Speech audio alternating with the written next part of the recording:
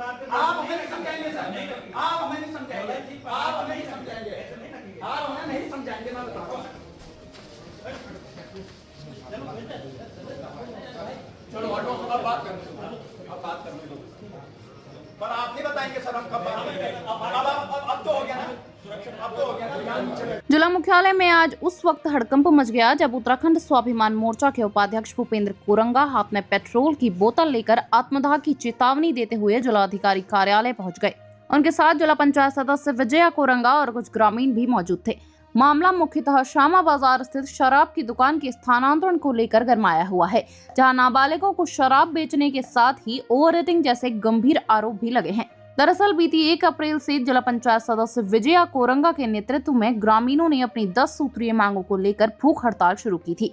12 दिन भूख हड़ताल के बाद प्रशासन द्वारा दिए गए लिखित आश्वासन के बाद हड़ताल को स्थगित कर दिया गया था, लेकिन तय समय सीमा बीत जाने के बाद भी जब आबकारी विभाग ने कोई ठोस कार्रवाई नहीं की तो ग्रामीणों का गुस्सा फूट पड़ा।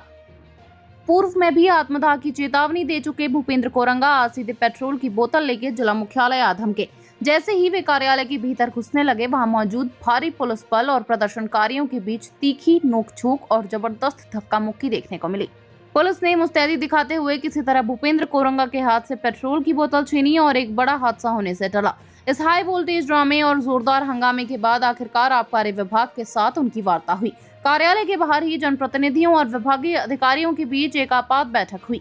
वार्ता में यह तय किया गया है कि पूर्व में दिए गए लिखित आश्वासन के अनुसार कल ही एक संयुक्त जांच टीम श्यामा स्थित शराब की दुकान पर जाकर निरीक्षण करेगी। इस जांच टीम में आबकारी विभाग के आला अधिकारी, कर्मचारी और क्षेत्र के जनप्रतिनिधि खुद मौजूद रहेंगे, जिसके बाद ही आगे का निर्णय लिया जाएगा।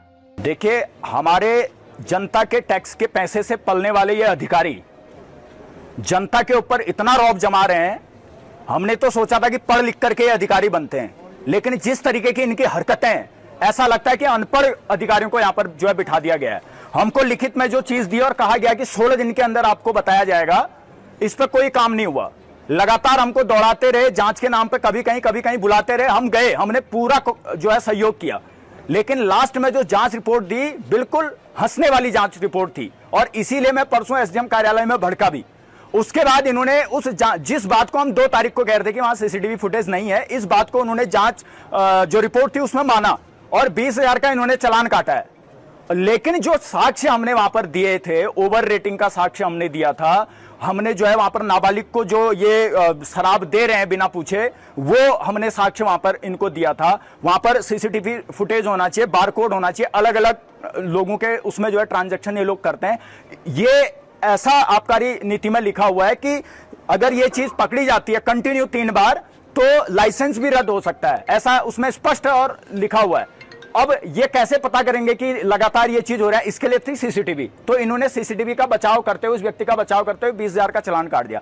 तो आज हमारा यहाँ पर आने का साफ और स्पष्ट है कि जो अन्य हमने दिए हुए थे इनको दस्तावेज जो हमने दिए हुए थे, तो उस पर इन्होंने क्या कार्रवाई करी, साफ और स्पष्ट है आज। क्योंकि पहले मैं सांकेतिक रूप से पेट्रोल लेकर के आया था, आज मैं जो है जब लाया था, ठीक है, इन्होंने सुरक्षा व्यवस्था को देखते हुए पुलिस प्रशासन द्वारा जो है उसको हटा लिया गया मेरे से।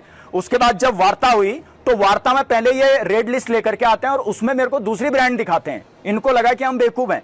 जब वीडियो और जो रियल ब्रांड इनकी है जो ली गई है वहां से, वो देख रहे हैं तो वो उसमें जो है रेट का डिफरेंस ज्यों का त्यों है, जो हमने एविडेंस दिए। और अब आबकारी अधिकारी ये कह रहे हैं कि वीडियो में हमको साफ साफ नहीं दिख रहा है। और ये वही आबकारी अधिकारी जो 2 तारीख को भी हमारे आंदोलन पर हंस रहे थे और 6 तारीख को जब हमारा स्वास्थ्य बहुत ज्यादा खराब हो गया था उस दिन भी हंस रहे थे और अभी भी हंस रहे हैं।